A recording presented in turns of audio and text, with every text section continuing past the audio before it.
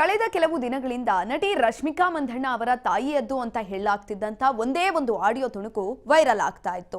ರಕ್ಷಿತ್ ಶೆಟ್ಟಿ ಬಗ್ಗೆ ಅದರಲ್ಲಿ ಮಾತನಾಡಲಾಗಿದೆ ಅನ್ನುವಂತೆ ಹೇಳಲಾಗ್ತಾ ಇತ್ತು. ಈ ಬಗ್ಗೆ ಸೋಷಿಯಲ್ ಮೀಡಿಯಾದಲ್ಲಿ ಸಿಕ್ಕಾಪಟ್ಟೆ ಚರ್ಚೆ ಕೂಡ ಆಗಿದೆ. ಅದು ರಶ್ಮಿಕಾ ಮಂದಣ್ಣ ಅವರ ಗಮನಕ್ಕೂ ಕೂಡ ಬಂದಿದೆ.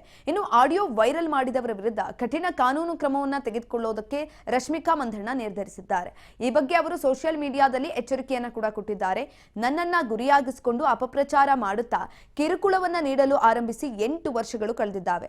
ನನ್ನ ಹೇಳಿಕೆಗಳನ್ನ ತಪ್ಪಾಗಿ ಅರ್ಥೈಸಲಾಗಿದೆ. ವ್ಯೂಸ್, ಲೈಕ್ಸ್ ಪಡೆಯೋದಕ್ಕೆ ದ್ವೇಷವನ್ನ ಹೆಚ್ಚಿಸಲಾಗ್ತಾ ಇದೆ. ಅದರಿಂದ ನನಗೆ ನೋವಾದ್ರೂ ಕೂಡ ನಾನು ಮೌನವಾಗಿದ್ದೆ. ಸಾರ್ವಜನಿಕ ಜೀವನದಲ್ಲಿ ಇರುವುದರಿಂದ ಟೀಕೆ ಸಹಜ ಅಂತ ಸುಮ್ಮನಾಗಿದ್ದೆ. ಆದ್ರೆ ಕಳೆದ 24 ಗಂಟೆಗಳಿಂದ ನಡೆದ ಘಟನೆ ಮಿತಿ ಮೀರಿದೆ. ಅದನ್ನ ನಿರ್ಲಕ್ಷಿಸಲು ಸಾಧ್ಯವೇ ಇಲ್ಲ ಅಂತ ರಶ್ಮಿಕಾ ಮಂದಣ್ಣ ಹೇಳಿದ್ದಾರೆ. ಇನ್ನು 8 ವರ್ಷಗಳ ಹಳೆಯ ವಿಡಿಯೋ ತುಣುಕನ್ನ ಅನುಮತಿ ಇಲ್ಲದೆ ರೆಕಾರ್ಡ್ ಮಾಡಿ ವೈರಲ್ ಅನ್ನ ಮಾಡಲಾಗಿದೆ. ಇತ್ತೀಚೆಗೆ ನನ್ನ ಖಾಸಗಿ ಜೀವನದ ಘಟನೆಗಳಿಗೆ ಕಾಕತಾಳೀಯೇ ಎಂಬಂತೆ ಹೊಸ ವಿವಾದ ಶುರು ಮಾಡುವ ಉದ್ದೇಶದಿಂದ ಇದನ್ನ ವೈರಲ್ ಮಾಡಲಾಗ್ತಾ ಇದೆ.